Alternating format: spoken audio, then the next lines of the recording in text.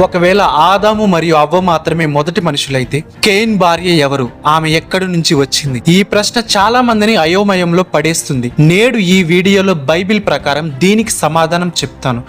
మొదటిగా 3 పాయింట్స్ గుర్తుపెట్టుకోండి. మొదటిది, ఆదికాండం 1వ అధ్యాయం 28వ వచనంలో దేవుడు వారిని ఆశీర్వదించును ఎట్లనగా, మీరు ఫలించి అభివృద్ధి పొంది విస్తరించి భూమిని నిండించి దానిని లోబరుచుకునుడి. 2వ పాయింట్, ఆదాము మొత్తం 930 సంవత్సరాలు బ్రతికాడు. ఇక 3వ పాయింట్, ఆదాము అవ్వను దేవుడు పరిపూర్ణంగా సృష్టించాడు. ఆ సమయంలో వారి శరీరాలు జన్యువులు ఎటువంటి లోపాలు లేవు. అందువల్ల ఆది కాలంలో సహోదరి సహోదరులు ఒకరిని ఒకరు వివాహం చేసుకోవడం తప్పనిసరి అయింది.